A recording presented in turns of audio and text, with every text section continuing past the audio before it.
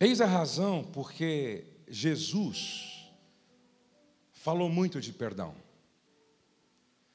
Quando Jesus ensinou os discípulos a orar, em Mateus capítulo 6, ele disse: todas as vezes que vocês orarem, a oração do Pai Nosso, vocês orem assim: perdoa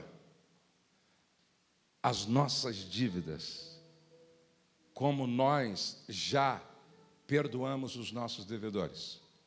Jesus constrói uma parábola no capítulo 18 do credor incompassivo, só para falar sobre a teologia sistemática do perdão. Jesus constrói a parábola do filho pródigo para falar também sobre a teologia do perdão.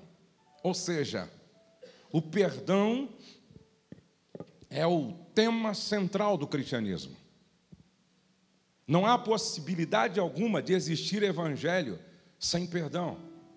Paulo, nos seus ensinamentos, falou muito de perdão. Em Efésios capítulo 4, verso 32, Paulo fala aos efésios sobre a necessidade de perdoar como Cristo nos perdoou. Aos Colossenses capítulo 3, verso 13, ele continua ensinando sobre perdão. Aos Romanos capítulo 12, verso de número 18 a 21, ele fala sobre pagar o mal com o bem. E ele diz que você e eu, nós, não devemos nos vingar. Minha é a vingança, diz o Senhor. Paulo trabalha muito essa questão do perdão com quase todas as igrejas para as quais ele escreveu. Agora, aonde é que está a dificuldade de as pessoas perdoar? Na falta de compreensão em relação ao perdão. Afinal de contas, o que significa perdoar? Como definir perdão para praticá-lo nesse processo de cura e libertação? O que as pessoas precisam entender quando você estiver trabalhando nesse processo de libertação e cura? Primeiro, o perdão não é um sentimento, mas uma decisão.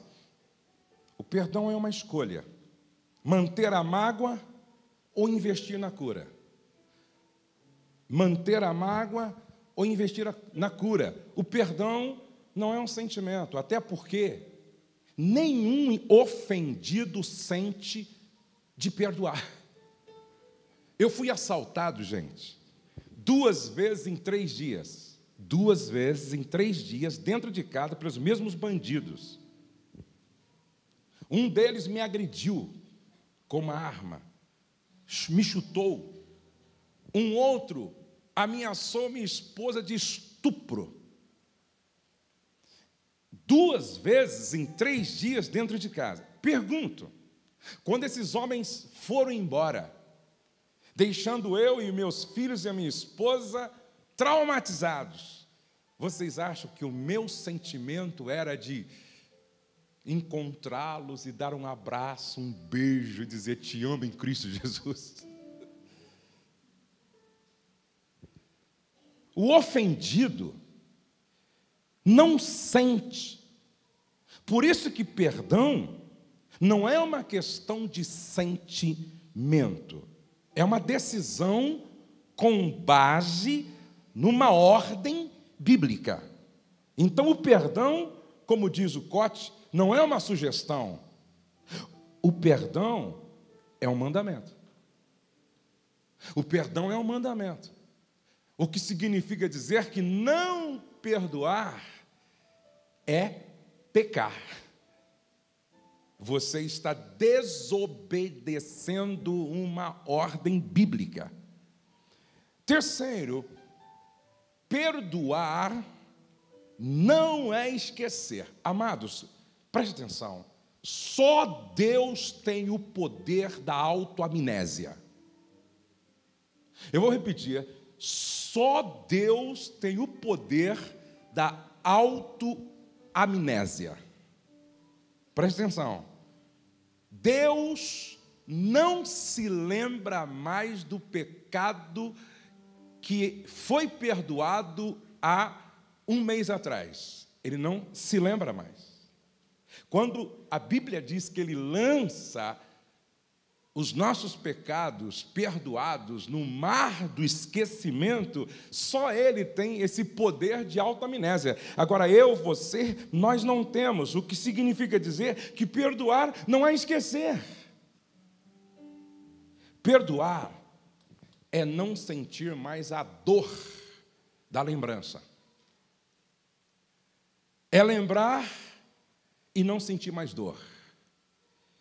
Perdoar não nos obriga a manter uma amizade com a pessoa perdoada. Aí você me pergunta, pastor, mas perdoar não significa voltar tudo como era antes?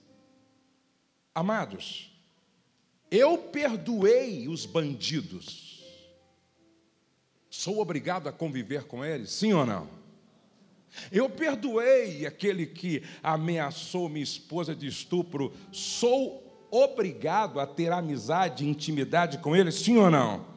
Até porque amizade e intimidade depende de integridade e credibilidade, como diz o Cote.